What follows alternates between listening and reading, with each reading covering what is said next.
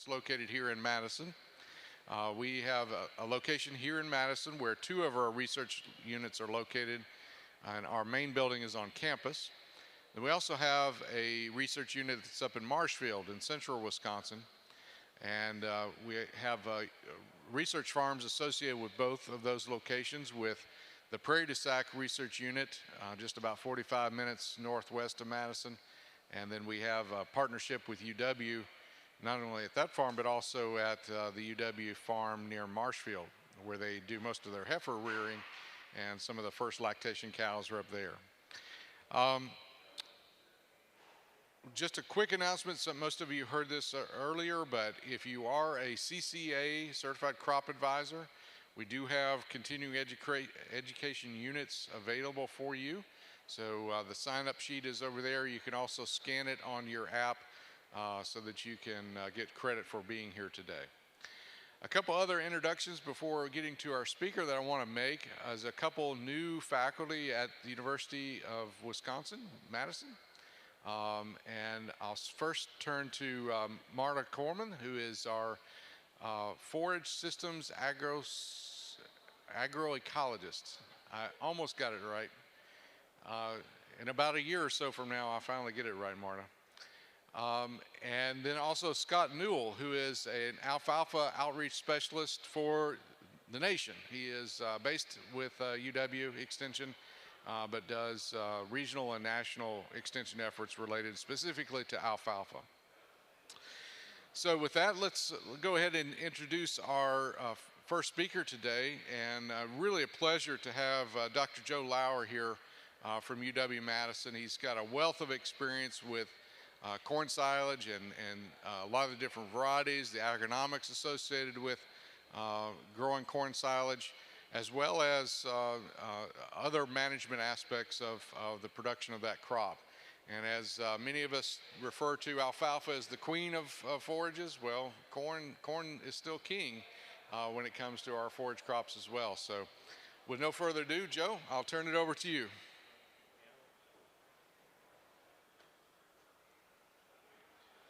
Thanks for being here. Thank you, Dennis. Appreciate it. Yeah, I was asked to talk a little bit about corn silage and kind of our experience with it here. And I'm going to kind of run through these slides a little quickly, but you have a printout of a lot of this. So hopefully you can go back and refer to some of these things. I just want to kind of hit the highlights on a few of these things. And I'm going to start with this slide here. And this slide is basically the corn silage yield for the U.S. first. And we've been increasing, like corn for grain, we've been increasing, well, corn for grain, we've been increasing about 2 bushels per acre per year. On corn silage, we're seeing the same thing, about 0.23 tons per acre per year. And Wisconsin's very similar, basically following the national trends. And then you got us, and we're down on the lower right there, and we're increasing at about 1/10 of a ton of dry matter per acre. And this is one of the things about the USDA statistics that bugs the heck out of me, because what we've got here is, if you multiply out, at the end there, we're at about 10 tons of dry matter per acre. If you multiply that by 3, which gets you to a field basis, that's 30 tons fresh, basically, per acre. And yet, this number here, we're at about 22 tons of silage per acre. And if you divide that by 3, that's 7. And it's a number that, to me, really doesn't mean a lot, because it's kind of in between dry matter yields and field yields. And it'd be nice to be able to get at an accurate number for corn silage yield, because I think people report both fresh field yields as well as dry matter yields. And I think we get a number that ends up in between. And it'd be nice if we could get to a dry matter per acre basis. But anyway, question? No, this is just yields across the state and across the U.S. But it's kind of a pet peeve of mine, and I just wanted to bring that up. I don't know if we'll be able to ever correct that, but it's a number that's in between and doesn't really represent anything out there. Now, as you think about corn silage on a farm basis, there's a lot of decisions that go into this. But typically in the end, what ends up in the bunker is usually the last planted field, the worst looking field. Usually it's not very well fertilized and that sort of a thing because, and frankly, I don't, it's probably the only use that field might be good for. But it's typically a field that isn't very well managed and oftentimes, but yet there can be some really significant swings based upon whether either the hybrid you choose, the planting date, for example, you can have a 2.2 ton per acre swing just on planting date, May 1 versus June 1, and harvest timing and that sort of a thing. Huge yield swings that can oftentimes occur with some of the decisions that need to be made. So I just put a few of these up here, and I'm just highlighting the yield, but this translates also into milk per ton as well as milk per acre. So what I want to do today then is basically concentrate on just a couple of these things, choosing the right hybrid and how we approach that here in Wisconsin. A few things about managing the crop for optimum growth and development, and then harvesting at the right content, because at some point during the life cycle of corn silage, at least, yield doesn't matter. Okay, and really what you're doing at the very end is harvesting that crop so that you can store it, ensile it, and preserve it for feed out later on. And it becomes more of a moisture issue than a yield issue. And I want to talk a little bit about that and ensiling properly. Now, when we get to genetics, there's a lot of different things that kind of go into this decision a little bit.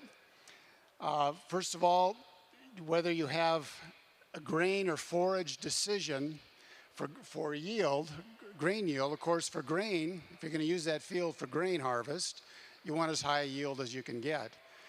But for silage, you may not necessarily need as high a grain yield as you can get. You can still get energy out of other parts of the plant, like the stalk and the leaves and things like that.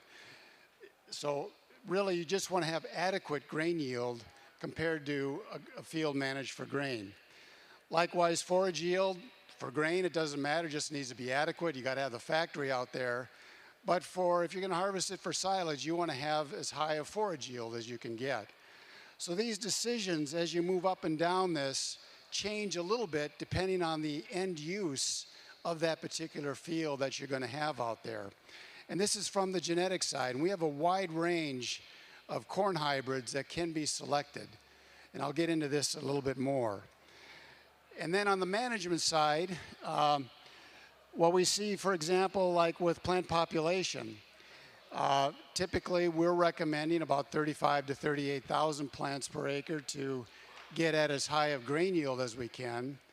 And with corn silage, typically we would recommend about 2,000 to 4,000 plants more per acre to get at the highest milk per acre that we could get. And so some of these decisions vary a little bit depending upon whether you're using that field or growing that field for grain versus silage. But so oftentimes in the end, though, what happens is it's usually the worst looking fields that get into the actual silo at the end of the season. But I think, again, one of the things that we kind of come back to all the time within our program is just what makes a good forage. And corn silage, here's a list of what we have: high yield, high digestibility, low fiber, high protein, and being able to store it or have it at the right moisture. And corn silage fits the bill here pretty well, except for the high protein part, and that's where alfalfa comes in. Alfalfa is a great plant to be growing along with corn silage for dairy use.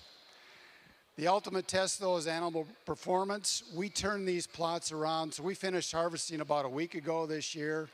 Right now, we're in the middle of grinding all the samples, and we'll have the results out by the end of, by the beginning of November, basically, is when we'll have the results out. If we were to feed all of these silages. We harvest about 2,000 plots a year. If we were to feed all these, there's no way we could get that data turned around. So we use a model. And through the years, we've used various models, Milk 91, Milk 95, Milk 2000. Right now, we're on Milk 2006. And there will be a new one coming out. I think we'll name it Milk 2050, so we don't have to update the model for a while again. But know that the model is probably our best way to get at kind of how this silage is going to perform within the dairy cow. And these models are basically updated as we get more information and as the National Research Council basically updates their approach to feeding dairy cows. And so, but anyway, there's a bunch of these different models that are out there. So we've been testing corn silage hybrids now since 1995. This would be our 29th season of doing that. And I kind of look at this whole effort as kind of the commercial consumer report, if you will, of corn silage hybrids in the state. The objective really is to evaluate these and measure corn silage yield, milk per ton, milk per acre, look at all the different quality factors that go into this, and then try to rank them. And but this has pretty big impacts. We're seeing, again, about a 2 bushel per acre increase with corn. Just a 1 bushel increase is about $8 to $32 million in the state. And if you increase 1 ton per acre, it's about $20 to $60 million. So this is an important decision that I feel lucky to be a part of. I don't know how much we really can account for the progress of this, but we're helping growers identify at least some of these high-performing corn hybrids that are available commercially. Every year we test about 300 to 400 hybrids. One year we were over 500. And I figure we only get about a third of the commercially available hybrids in the state of Wisconsin. So there's a lot of hybrids that we likely tested a few years ago that are being sold now. But again, it's only about a third of what we actually get in any particular year. These results are available, again, usually in November. There's a number of things to keep in mind as you pick these hybrids. We always try to identify and use data from multi-location average data. And what you should be looking at is the overall yield of that as well as the consistency. And evaluating for yield, milk per acre, and milk per ton. This is what we star as being the best way to pick a corn silage hybrid, because it incorporates all of the various quality aspects that go into any particular hybrid. Of course, in the bioengineered era that we're in right now with transgenic hybrids, there's a few other things that need to be talked about a little bit, and that is every hybrid's got to stand on its own for performance, buy the traits you need, and I know this is hard to do, but sometimes you're just forced to take a smart stack or a triple stack or something, but if you can, buy the traits you need. And then finally, pay attention to seed costs. And for us in Extension, we never used to worry that much about seed costs, but the price difference between some of these hybrids is really important now, and it becomes oftentimes very difficult to pay for some of those extra transgenic traits that are available commercially. In the end, though, remember that a lot of the traits that are available for corn silage right now do not really add to yield. What they're doing out there is they're protecting yield, and they're really allowing the crop to handle stress much better than what we could do 20 or 30 years ago. The only exception, I think, is a trait called Drought Guard, which we haven't really had a drought until this year, and hopefully we have some Drought Guard hybrids in our trials this year, and we can take a little look at those this coming year. Okay, so let's look at this corn silage pile a little bit more closely, and many of you have probably seen this before. Basically, in a pile, you can divide that pile into grain as well as stover, which is leaves and stalk and shank and that sort of a thing. Grain is typically about half of that pile, and it's about 80 to 95% digestible. And there's a number of factors that impact that starch digestibility, and some of these are listed here. But a lot of things, the point is many things can influence that digestibility. On the stover side, again, it's about half the pile in corn silage, and only about 40 to 70% of that stover portion is digestible. So oftentimes, if there's a lot of progress made in digestibility, it's on this stover side, and BMR corn is one example of this, where you can have very high digestibility with the brown midrib corn. But there's things that influence this as well. There's a lot of debate about how long the silage lasts within the dairy cow. We've always used 48 hours because we want to get at the potential, if you will, of these hybrids. But know that there's 24, 30-hour digestion periods, very controversial. Additives can influence this a little bit, but in the end, really what we're talking about is when you have a 2 to 3 unit drop in fiber or starch, basically you can decrease milk production by about 1 pound per day. Now on the stover side, probably the biggest extremes are the BMR types. There's no question that BMR corn has a lot more digestibility with it as far as the stover part of that pile of corn silage, and cows seem to respond to it. Okay, but what you give up is you give up the yield in the field, if you will, with those BMR hybrids. There's been some work done through the years basically looking at the kind of response you can get with BMR corn, and basically you're looking at about a half a pound per day increase of fat-corrected milk with using BMR corn. But there is this range that goes on within the stover portion of the pile, and a lot of this comes back to the genetics or the original kind of hybrid that you select. On the starch side, we're basically looking at what are called flowery endosperms versus flint. And in corn, as you go north, there's typically more and more flint types of backgrounds in a lot of our corn hybrids than in the south. And so you'll have, again, oftentimes that flint background, which can be somewhat a little bit more challenging digestibly, but a lot of that can be taken out in the silo as you go through the ensiling process that goes on. But again, as starch content, as starch digestion increases, basically milk yield goes up. And again, you need to keep this in mind as you look at the amount of starch that might be present within a corn silage hybrid. Having said all this, this is some data that basically looks at the trials that we've conducted through the years, and it's basically the range between the top hybrid in a trial versus the bottom hybrid in a trial. And this difference is shown in red here. Sometimes we'll see over 8 tons of dry matter per acre difference for yield between the top hybrid in a trial and the bottom hybrid in a trial. Some years it's a lot less, it's only 1 or 2 tons of dry matter difference. And on average, it's about 3.5 tons of dry matter per acre difference between the top hybrid and the bottom hybrid in a trial. This is significant. I mean, this is quite a bit of yield that can often be swung basically just on the hybrid that you pick. And it's a decision you make at your kitchen table basically, okay? So again, a big difference in terms of the yield. When we look at it from a milk per ton basis, on average, it's about 470 pounds of milk per ton difference between the top hybrid and bottom hybrid in a trial. And when you multiply this out to milk per acre, it averages about 12,000 pounds of milk per acre. Okay, and again, even if this is just half, let's just say it's 6,000 pounds of milk per acre. That's a big swing in terms of a hybrid selection decision that, again, you make at the kitchen table a little bit.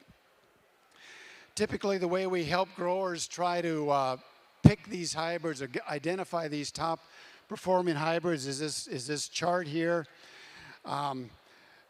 Basically, the way this chart works is this is kind of the average for the trial right in the center for milk per ton and milk per acre. And then that oval there is basically the error associated with it. And you can kind of visually move that oval around a little bit to look at statistical differences between hybrids. And basically what we encourage people to do is to pick hybrids in this upper right quadrant where it's high yield as well as high quality. And these hybrids now that are bolded here, these are hybrids that were basically statistically not different from the top hybrid for yield, milk per ton, and milk per acre. So these really are the best hybrids in this trial that we saw, and this was in 2021. And we do this every year. You can get our results and identify by zone or maturity belt, and basically identify things here a little bit. But if you look at, again, milk per acre, what we're looking at here is a hybrid that came in at about 35,000 pounds of milk per acre, all the way up to hybrids that are 43,000 pounds, 42,000 pounds. Again, that's about a 7,000 pound per acre swing that you have just with hybrid selection. So this is a very key part of managing for corn silage on your farm. The criteria we use is yield still drives everything. I always like to have good grain yield as well because this allows flexibility. If you've got enough forage and you've picked a good hybrid that also has good grain yield, you can sell that grain if you need to sell the grain and move it off your dairy. So having good grain yield as part of this is also just keeps that flexibility up. Silage quality is important. We see that with the BMR hybrids especially, and I think there's going to be more and more of these kinds of quality hybrids that become available in the future. For relative maturity, you can usually go a little longer season because you're not so worried about getting that crop mature before killing frost. Every relative maturity unit means about 2 bushels per acre in terms of grain yield is what we measure. So as you go from 90 days to 100 days relative maturity, that's 20 bushels of grain typically that we'll see between a shorter season and a longer season hybrid. Longer season hybrids always give you, or usually I shouldn't say, usually give you greater grain yield than shorter season hybrids. Standability allows flexibility. A BMR hybrid's probably likely going to go down on you if you get any kind of wind. And we've had examples of that where in some years we get a wind during September and that whole field goes down. And more than likely that guy will never grow BMR corn again because they're a real mess to harvest. So having good standability in a hybrid, again, allows some of that flexibility. And then having good pest resistance. Again, the bottom line, though, is that there's a lot of variability that goes on with the hybrids we have commercially available. Again, we're only looking at about 300 to 400, 500 hybrids a year, but we see a tremendous amount of variability among the hybrids. All right, that's all I wanted to say about corn hybrids. The next slide I think is the most important slide in the whole talk that I'm going to give here, and this is what happens normally during the season for corn silage. And the reason I say this is because if you understand what's going on in this graph here, you can manage that corn silage, I think, as the season throws things at you a little bit. And what we're going to do here is basically go through the different stages of life cycle of corn, from basically silking all the way through grain filling. And we're going to look at the relative increase or change that goes on with various measures that we're looking at. So one of the things that's unique about corn silage compared to most forages is that we see this double peak that goes on in a forage. At flowering, corn silage, like other forages, is very good quality, okay? And this is as measured by milk per ton. After flowering, just like other forages, alfalfa or other things, quality goes down, all right? And then beginning about the milk or dough stage, that quality actually reverses itself and gets better as those kernels begin to fill. And we have better quality at maturity than we do at flowering with corn silage. At the end, it kind of tails off there a little bit. But this is largely due to the grain. But I just call this kind of the double peak of corn silage. One, you're maximizing your NDFD, and the other, you're maximizing your starch content. And again, we can use this oftentimes. For example, let's say we have an emergency forage situation and you planted that field for corn, lost that field for whatever reason. We've planted corn in August, for example, and seen very good quality because the killing frost hits at this silking part. And so we still can get pretty good quality corn silage. And in some years, we've gotten 5 tons dry matter per acre planting in August. Okay, so we can get some pretty good yields, fairly good quality because we're hitting this first peak. All right, that's just an example. When we look at NDFD, which is the digestibility of the stover, the best digestibility is right at flowering, and as it goes through the rest of the season, it goes down a little bit. It doesn't really change that much, less than you might think. It goes down to maybe 85 to 90% of what it was at the silking stage of development. All right. What's really changing though is the grain yield.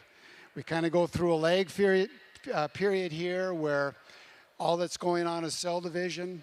We have a 40-day linear period here where those cells get filled, and then we have about a 10-day maturation period. So if you're going to produce 200 bushels per acre, basically what you're doing is you're filling those kernels over a 40-day period, or every day it's about 5 bushels per acre per day.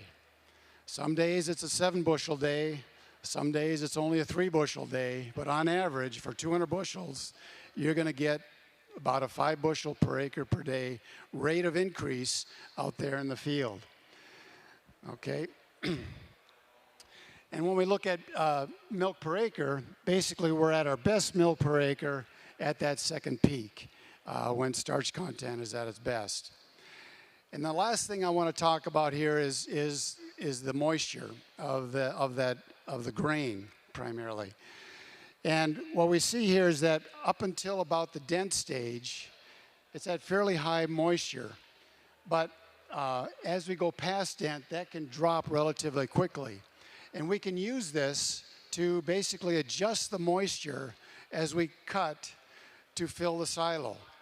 If you want to lower the moisture, let's say the chopper shows up at your door and it's too wet. Well, one way to lower that moisture, because that grain is starting to dry in here, is to raise the cutter bar. We can move it 4 points by moving that cutter bar 1 foot. Okay. If you're too dry, one of the things you can do is lower that cutter bar, and because most of that moisture is in the bottom part of that stalk there. So again, this is just something to keep in mind as we move to a different kind of a phenotype of corn where we might have shorter corn. I question how high we can raise that cutter bar sometimes, because those ears are going to be placed very low and you're just not going to have a lot of flexibility there. But that remains to be seen how much short corn we have down the road. Okay, that was grain moisture. I'm sorry. This was forage moisture, and this is grain moisture. The grain moisture is always going to be drier than the forage moisture as we go through the harvest season. Everything, though, depends on pollination success. If it's poor, basically you can harvest at any time because you're not going to get any bushels put onto that ear at all. If it's fair, leave for silage harvest. If it's good, you got all the options available to harvest. And there's a lot of things that can be done. You can harvest for silage and shredlage, of course. We are dealing with earlage, toplage, snaplage. We just took our snaplage harvest this last Monday. And then you can also have bottomlage and grain harvest later on as well, too. But understanding this graph here is really, I think, key to managing corn silage down the road. All right, so before we get into some of these management things, what I wanted to do is just explain how we do this at the University of Wisconsin. We typically have about 2,000 hybrid trials that we plant and manage every year. And then we have about 1,000 plots that we look at for management. And these plots are typically 8 rows wide, where we harvest 4 rows for corn silage, and then we leave 4 rows to come back later and harvest for grain. So we know exactly how a treatment like 30,000 plants per acre yielded at silage harvest, and we also know what it did later on at grain harvest. All right, so we know both ends basically of the harvest window. So these are all what I just call dual plots, where we're harvesting silage as well as grain, and the data you're going to see here is basically showing some of this a little bit. We ultimately measure this using Milk 2006, and we'll just run through some of these management decisions that need to be made. Again, you got on your handout this thing. There's a lot of things up here. I'm just going to point out a couple of things. If you look at decisions, whether it's a hybrid selection decision or fertilizer, you can look at where that economic optimum is. Typically, the range for hybrids we're seeing is about 3.5 tons dry matter per acre.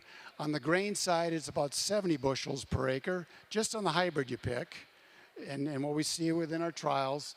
And then when I put some $5 corn to that, that's about a $350 swing. And if you look at this list here, really the big three, if you will, are hybrid, fertilizer, and pest control. As you go to some of these other decisions, like planting date, May 1 versus June 1, that's a 1.2 ton dry matter per acre swing for yield based on whether you plant May 1 or June 1. It's about 60 bushels on the grain size, and you have the double whammy of lower yields and also wetter corn that you got to dry down at the end of the season. Okay? But some of these decisions really mean nothing. And I'm going to just highlight one here, row spacing. We had a lot of interest in going to narrower rows. Well, if you look at row spacing, that hardly makes a dent. It's about 0.4 of a ton dry matter per acre difference. It comes out to about 5 to 7% change in yield. Not a lot of difference out there. And a lot of these decisions sometimes really don't make a lot of sense from an economic or an impact on your farm. But these three things really do, and planting date and some other things can make some significant inputs as well. But you can kind of use this slide to identify where you need to put your time. Where you're going to see the biggest yield swings that go on as you wrestle with some of these decisions. So for example, planting date, here's one. We've got about 30 years of work here, basically looking at the planting date effect on forage yield for corn silage. It really starts to tail off as you get into June, and the best time to plant corn really is around May 1, just like you would for grain. Okay, but typically what gets into the silage pile?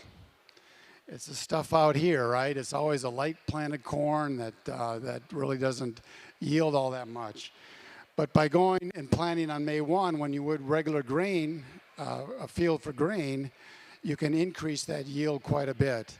And again, my mission here is just to basically encourage growers to treat corn silage fields like they would corn for grain fields, because really the return value or the value of that corn silage field is a lot more than it is for grain, because you can turn around and turn that into milk, and you can add value to that corn silage through the milk that you're feeding. Another example, and I think the best example out there for row spacing effects, is a study done at Michigan. Basically, they had 15, 20, 22, and 30-inch row spacings, and basically what they saw was that they were able to increase forage yield by going to narrower rows. Okay, they increased it about 0.8 tons or so, not even that, about 0.5 tons or so with forage yield. Again, not a big swing, but they did see significant increases. Another decision is corn plant population. One of the things we're seeing with growers in the Midwest is a significant increase in the amount of plants that are planted per acre. In 1980 and 82, we were about a little over 20,000 plants per acre. Now we're up around over 30,000 plants per acre typically. And this is not only Wisconsin, but the rest of the Corn Belt as well is doing very high yield, very high plant populations compared to the 30, 40 years ago. A lot of questions come up on this. My biggest issue is what happens with risk here. And we also have a lot of what we call variable rate kinds of technologies available today to basically prescribe fields, if you will, for plant population. But the upshot here is, what does this mean for yield and the economics of things? Along the bottom here, I've got harvest plant population in plants per acre. And if you look at grain yield, typically our best grain yields are at around 41,000 plants per acre right now. But we're at 95% of that yield way over here at about 30,000 plants per acre. Okay, and I always figure if I can get 95% of something, that's pretty good and good enough oftentimes. But if you want to get that last little bit, you need to be up around 41,000 plants per acre to maximize that yield. When we look at this from an economic optimum, where we're looking at $300 a bag corn and drying costs and that sort of a thing, that grain yield optimum is different than the economic optimum.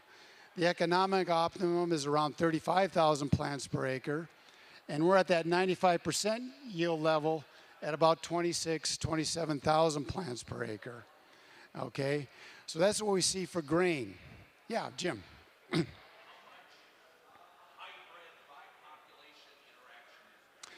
There's a lot. These are general. So depending on the trial and the year that we've done this, I'm just showing about 10 years of data here. We've tested up to about 12 hybrids at 6 locations around the state, and we do pick up hybrid by plant population interactions. The trouble is, it's very difficult to predict that. By the time I'd figure it out, we're on the new hybrids. And so I can never catch up. If you want to find information on that, the best thing to do is talk to your seed rep. Okay, and that's the best way to get a handle on how a hybrid might work. But even then, I'd be suspect, because oftentimes hybrids is sold as fix or flex kinds of hybrids, and to me that doesn't make any sense. Okay, I think in general you're probably better off taking this kind of an approach and just know that that optimum population is changing and growers are reacting to it, and it's going up is basically the way I would think about it. And in the next slide I'll show you how to approach that decision on a farm standpoint. So that's what we see on the grain side. On the silage side, we optimize our forage yield way up here at about 49,000 plants per acre. Okay, that's where we optimize the forage yield on this thing. Now, what about quality? Where's our best quality in this kind of a deal? Well, our best quality is way at the other end, at the lowest populations that we see. And it goes down, but not very steeply. It's kind of a straight line relationship. It kind of goes down like that. But our best quality is at the lowest plant population. And so when you combine the two of yield and milk per ton, we find out that the best milk per acre, which is the best economic kind of indicator for a farm, is going to be at about 45 to 46,000 plants per acre. Now again, most guys are a little over probably 32,000 plants per acre, and so they're hitting a lot of these marks pretty well. At least they're over 95% of the time, 95% of their yields that they could be getting. But again, the point is to know that this is changing. And the way I would approach it is, whatever you think a field should be planted at, plant the majority of that field at 30,000 or whatever it is plants per acre. If you feel it's 35, put it at 35. But for one round or one strip, increase it about 10%. Okay, and just see if you see a hybrid response or a field response to your management style with that higher plant population. And again, know that this is changing as we go through time here a little bit. And it's one of the decisions that can swing yield a little bit. Not as much as hybrid selection, not as much as planting date, but it can move things. And again, I always feel if you're within 95%, hey, that's good enough oftentimes. On the nutrient side, again, there's differences between a field managed for grain versus silage. And again, just know that this occurs. These are fairly typical kinds of removal rates that oftentimes occur between grain and silage. And know that you're probably going to have to put on a little more fertilizer on the silage side. And we oftentimes do this through manure. The other point I want to make, though, is that we're seeing a lot of secondary nutrients and micronutrients become much more important or much more removal with our modern hybrids. This is some data from Roger Elmore and others, John Sawyer at Iowa State, where they looked at these secondary nutrients here and micronutrients. And if you look at basically what they did was they took a set of hybrids developed in the 2000s versus a set of hybrids in 1960. And you'll see that in every case for these nutrients, when you look at the silage part, there is more nutrient removal of calcium, magnesium, and sulfur of modern hybrids than there was for 1960s hybrids. Okay, we see this for the secondary nutrients, and we also see this for the micronutrients. In every case except manganese. That was the only one where they did not see any change. There's no difference between 1960s hybrids and 2000 hybrids in the case of manganese. But every other nutrient that was being removed from the field through stover was really higher for these more modern hybrids that are there. So just some things to consider and think about and be watching for as you have a field that's grown more and more with corn silage, and you're removing everything. The best thing you can do is add manure back. Is really one of the best things you can do. All right, I got two more points. One is harvest timing, and this is, I think, the second most difficult decision we encounter in Wisconsin, and the county agents and educators we've got now, I think, and the industry itself has done a really good job of helping farmers time this silage harvest a little better. And basically, here are the problems you have when it's too wet or too dry.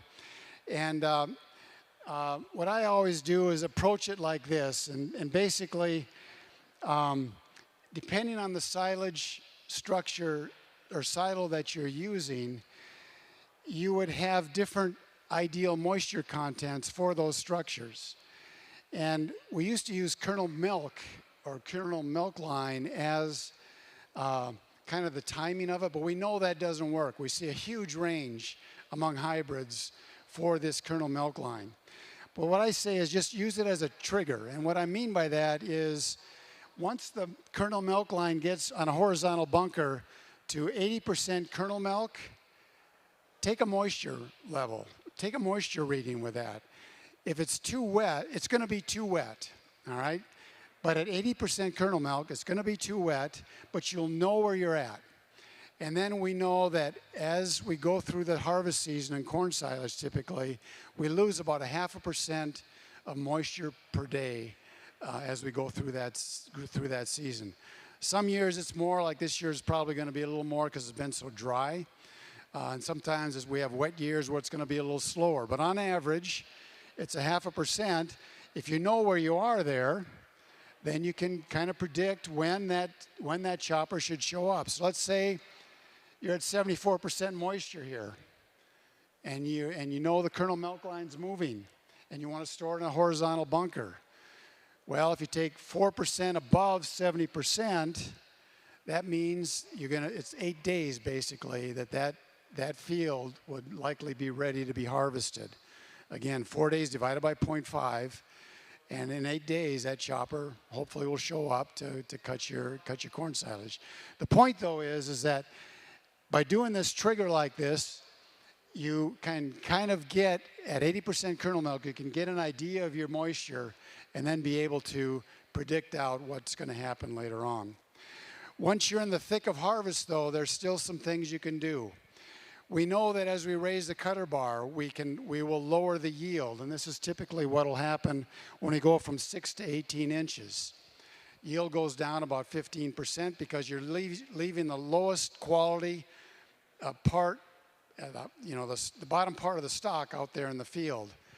But what happens is you increase your milk per ton, and you overall basically only decrease your milk per acre about 4% or so. But what's really interesting, I think, is the moisture changes that go on. You lose only about 4 to 5% of your moisture. You can adjust your moisture 4 to 5% as you raise and lower that cutter bar about a foot. All right? Okay, so as we look at this harvest timing issue that goes on and things, again, the way I would approach this, and again, this is I think the second most difficult decision we make is note the hybrid maturity and planting dates of the fields, note the tasseling date. Typically, whether we grow a hybrid in the southern part of Wisconsin or the northern part of Wisconsin or the Corn Belt, it doesn't really matter because we're always going to have about a 55 to 60 day grain filling period. So over that 55 to 60 days, you saw the grain filling, the sigmoidal S-shaped curve that typically goes on with grain filling. If you know when that silking date or tasseling date occurs, all you basically have to do is add 42 to 45 days onto that, and that puts you right about at that milk stage, or that milk line stage that you need to harvest. The differences we see for maturity in corn in Wisconsin, because we grow a 115 day in the south and a 80 day in the north, the differences we see are due to the vegetative part of the growth cycle of the plant. In the southern part of the state, we have 21 to 23 leaves basically, and in the north we only got about 15 leaves on the plant. So that's how we get the differences in maturity. The differences during grain filling are really not very much. And so if you know the tasseling date, add 42 to 47 days on, and that'll get you about half a milk line. As that kernel milk line starts to move, do one of these triggers where you go out and measure the actual moisture out there. And then you can do a final check at harvest. And a lot of these choppers nowadays have got in-stream NIR machines in there, and they can kind of adjust that moisture. Moisture is really easy to measure with an NIR machine. You can basically adjust the cutting height, if you will, as you're moving through the field. All right, so that's the last thing I want to talk about from a management perspective. I don't know if we got time to get into value here a little bit, but I want to just touch a little bit on value of corn silage. And I want to just kind of introduce this because I think as we talk about corn silage, we talk about tonnage all the time, and we try to relate tons of silage to grain equivalents or bushels in that ton of silage. Then we set a price based upon the Chicago Board of Trade price. And that's the way it's traditionally been done, and yet I think there's a better way. And I want to just show you, and the better way is really how the sugar industry's done. They've done the same thing here. So when we look at value, you got a seller and a buyer, and really from a seller perspective, yield and milk per acre is really what drives this decision. But from a buyer perspective, as a dairyman, what you're really interested in is milk per ton. I've often said I'd buy all the BMR corn I could buy as long as I didn't have to grow it, because what happens in a BMR field is you lose all that yield. We see typically, even with our 6th generation BMR hybrids, we still see this 15 to 20% yield drag that goes on with BMR corn. Okay, so milk per ton is what really drives it from a dairyman perspective. There are characteristics and things that are different between the buyer and the seller, and I've just got some of these listed here. I want to get to This year, typically it's a little more expensive to grow corn silage because you've got greater harvesting costs oftentimes. You've got more shrink that occurs. In corn grain, we take into account shrink, but it's not nearly the amount of shrink that goes on in a corn silage pile. A good shrink on corn silage is about 15%. Usually it's running a lot higher than that. Whereas with grain, we account for it, but it's not all that much. And then you got the fertilizer removal differences between corn for grain and corn for silage, which we already talked about. So as we look at trying to get at yield and price information, in the past we've kind of used Jorgensen and Crowley's approach, which was first kind of published in 1972. If you look at this, it kind of maxes out at about 150 bushels per acre. That's a poor yield nowadays. You know, we're seeing so many fields now above 200 bushels. And so what we've done is used our data that we've collected through the years of these dual plots. We know the silage yield, we know the grain yield, and we've come up with this approach here for grain equivalents. This is the old 1972 approach. Here's what we see nowadays, and typically a lot of people use 8 to 8.2 bushels in 1 ton of silage, and that's typically what a lot of contracts are based on. You take that 8 bushels and multiply it by the Chicago Board of Trade price, and that's the value of your corn silage, okay? But I think there's another approach. One of the other things that we can do is, if we know the yield and we know the starch content, we can actually back calculate that silage pile and look at how many actual bushels are in there. And that's what I did over here, was basically the starch method approach to doing that. If we just use 70% starch in a kernel of grain and back calculate it, this is what the actual bushels per ton would be. And we know that there's going to be a bias, and that bias is around 1 to 1.5 bushels that you need to add back in to really get at how many bushels were in there. But if you know starch content and you know tonnage or yield, you can back calculate to get at the actual grain that's there. And why do I say that? Well, here's an example of some data that we collected for 3 years. I don't know how many hybrids, 6 hybrids, something like that. But I want to, these are all the same hybrids. And as you look at the minimum hybrid, first of all, look at the average. The average goes from about 6.4 to about 8.6. This is an average across all the hybrids. So if you're going to use 8.2, some years or some silages, you're going to be paying way too much. And some of the time, you might be paying a little bit over at this 8.6. But look at the extremes. This is a hybrid in one trial that was at 3.8 bushels per ton of silage. And this is one at 10.5 bushels per ton of silage. Again, by using this starch approach, you can back calculate exactly how many bushels would be present in that silage to get a more fair price of what actually goes on. But that's what, almost a 7 bushel per ton swing based on grain equivalents. And again, I just put this up as some food for thought. Think about a little bit. I've talked about this a lot, but no one listens to me, and no one changes. But that's okay. But a lot of people still use this 8.2 bushels per ton. But the sugar industry uses this for sugar beets. Basically, a grower is paid on the amount of sugar delivered to the factory. Why won't a grower be paid for the amount of starch that's delivered, or energy, or whatever you wanted to do to calculate that delivered to the dairy? And I'll just stop at that point with that. So, all right.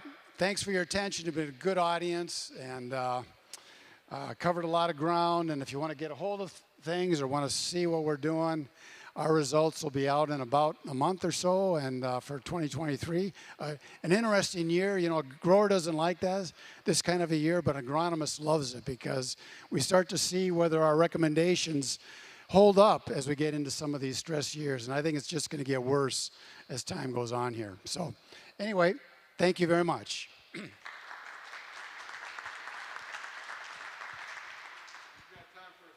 All right, Thomas.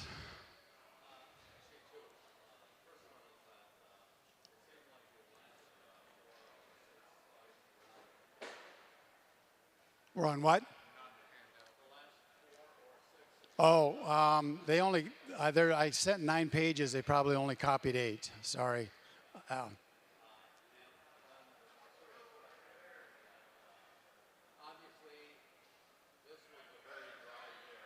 Yes.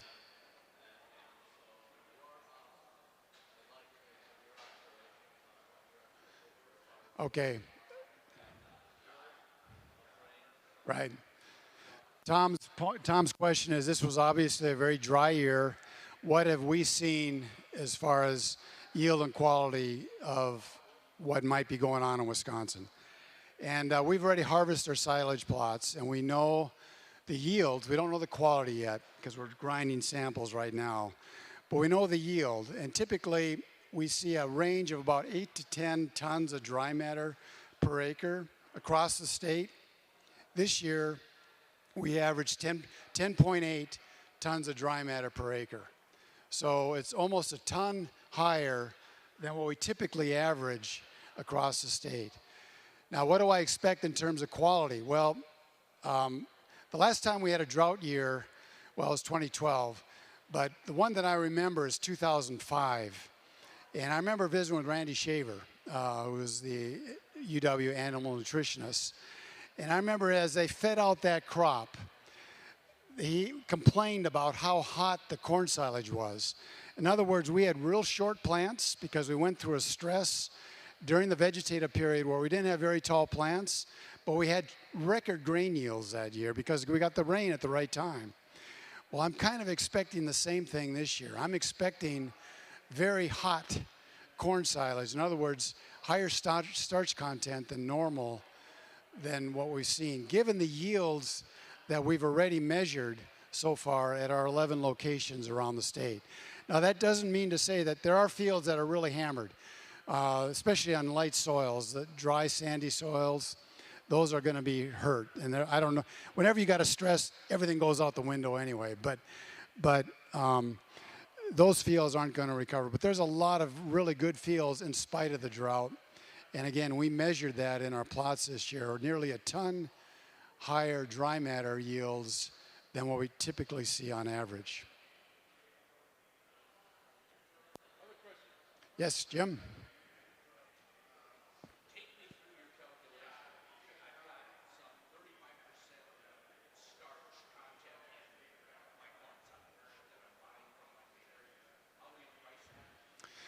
Of using what method?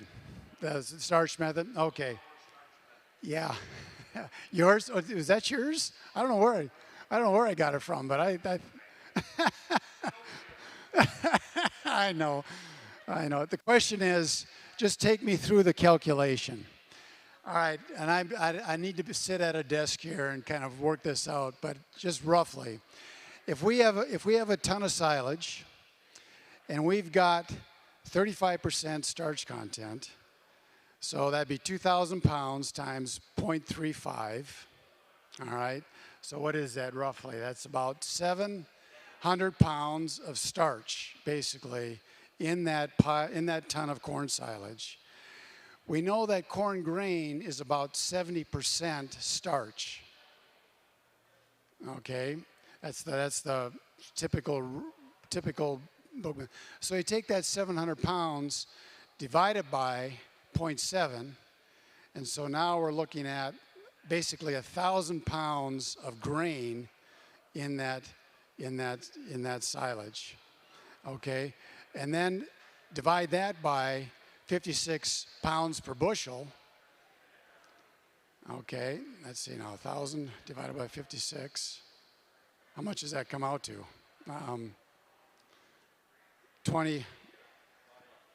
18. And I'm talking dry matter here. So this is dry matter. So we're looking at about 18 bushels in that ton of dry matter and then multiply that by an average yield of 10 tons dry matter per acre, and we're up to about 180 bushels. Okay. Now there has to be a bias in there as well, because I'm using 0.7 starch content, but in grain there's also the seed coat, there's the embryo, and there's other things, and it's about 1.5. It's about 1.5 tons basically is what I see as a bias in there. But again, if you know the starch content, whether it's 35% or 30% or whatever, you can back calculate and get at the actual bushels in that ton of corn silage. And I did it on a dry matter basis, and I come up with 18, and people are using 8 tons, but that's on a fresh basis. Okay? So again, I'd have to sit down to figure it out exactly. But the point is, you can back calculate this to get the actual bushels that are in a ton of silage in a field. And that is a better and fairer estimate. There still has to be a lot of negotiation, but that gets at a better estimate basically of what that field might have yielded, because some of those fields have only got three bushels per ton of silage. We see that in our data.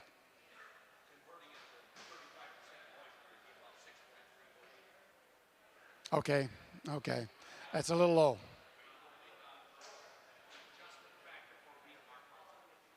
Well, that gets into how important it is to a nutritionist.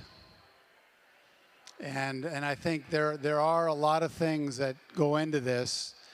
My point of trying to raise the issue is that we see this huge swing, and getting at the value of it is a function of the amount of starch in there as well as the energy that you can derive from that stover. And I think the nutritionist is going to have as big of impact at the table as the agronomist that's trying to measure yield, and the dairyman that for what he wants in the dairy. So I don't know how you get at a value of that, but certainly you could have attached some sort of a value to it. But again, you can, using 8.2 roughly, or just using 8.2 across the whole thing, I don't think is fair oftentimes. Probably over years it's fair. You know, some years a dairyman's going to pay more to a grain farmer than other years, but and it probably averages all out. But you could have, well, like a year like this year where, you know, it could be very different, or you might just have a field that's way off. And, you know, I kind of deal with some of those fields sometimes where you have really low starch content, and obviously it's not 8.2 bushels per ton of silage. Okay, very good. Thank you. Thanks, Joe. Excellent talk. I apologize for having to cut off questions, but after the top of the hour here. And speaking of kind of valuing feedstuffs, we got a great presentation this afternoon from Dr. Bill Weiss, who's going to be presenting about valuing feedstuffs. So, Jim, I encourage you to come back and pose that same question to Bill later on. So, Joe will be around for a few minutes for some questions if you've got them. Otherwise, if you'd like to, if you didn't get a copy of the handout, there's copies back there. And also, again, if you are a CCA certified crop advisor, need credits, the sign-up sheet is over there on the table. I'll see you at 1:30 for our afternoon presentation. Thanks.